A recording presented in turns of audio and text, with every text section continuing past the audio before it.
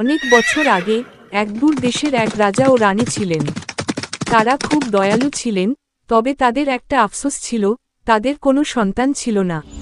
একদিন রাজা জঙ্গলে শিকার করতে গিয়ে এক বৃদ্ধ সাধুকে সাহায্য করেন। সাধু খুশি হয়ে বলেন, তোমাদের রাজ্যে খুব শীঘ্রই এক অলৌকিক শিশু আসবে, যার হৃদয় হবে সোনার মতো। কিন্তু তাকে দয়া ও সততার পথে রাখতে হবে। কিছু মাস পর এক মেয়ে শিশু তাদের জীবনে আসে। রানীর স্বপ্নে দেখা এক ফুল থেকে সে জন্ম নেয়। রাজা রানী তার নাম রাখেন সোহা। সোহা বড় হয় খুব বুদ্ধিমতী ও মমতাবান এক কিশোরীতে। তবে একদিন রাজপ্রাসাদের এক দুস্থ ভৃত্য ভুল করাই রাজার ক্রোধে পড়ে। সবাই যখন তাকে শাস্তি দিতে চায়, তখন সোহা বলেন, ক্ষমা করাই তো সোনার হৃদয়ের প্রকৃতি।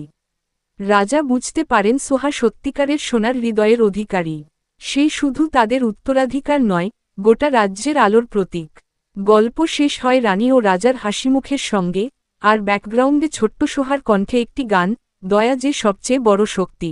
আশা করি আমাদের গল্পটি আপনার ভালো লেগেছে। গল্পতে ভুল ত্রুটির জন্য আন্তরিকভাবে দুঃখিত। গল্পটি ভালো লাগলে লাইক কমেন্ট শেয়ার করে দিবেন আর চ্যানেলটি সাবস্ক্রাইব করবেন, এতে আমরা আরও বেশি মোটিভেট হই আপনাদের জন্য সুন্দর সুন্দর ভিডিও আনার জন্য। ধন্যবাদ।